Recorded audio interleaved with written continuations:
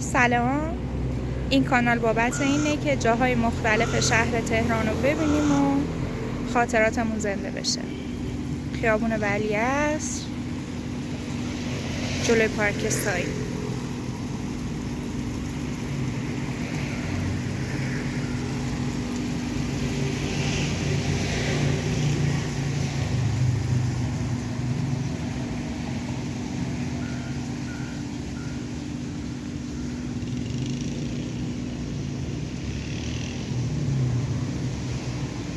درختای خوشگل و سرسبز پارک سایی که تو بهار حسابی سبزن و خوشگل.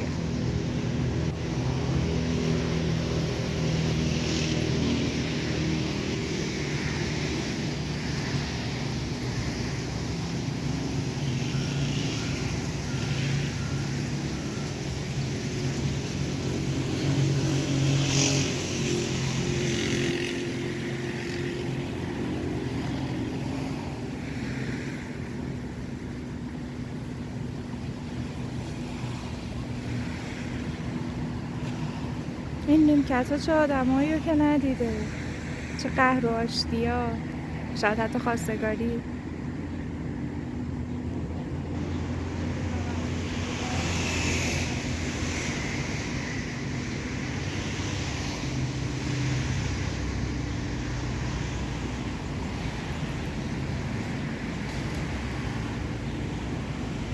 اگه یادتون باشه قبلا توی پارک سایی تقریبا میشه گفت یه باغ وحش بود که بعضی از حیوانات بود. جالب بود، ما بچه بودیم میومدیم کیف میکردیم از نگاه کردنش.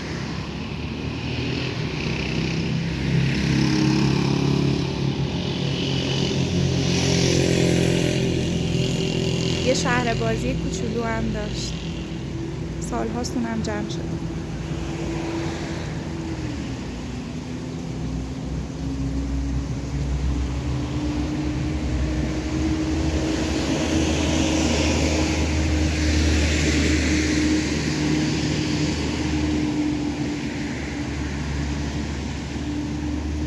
سابسکرایب کنید تا ویدیوهای بعدی رو هم ببینید.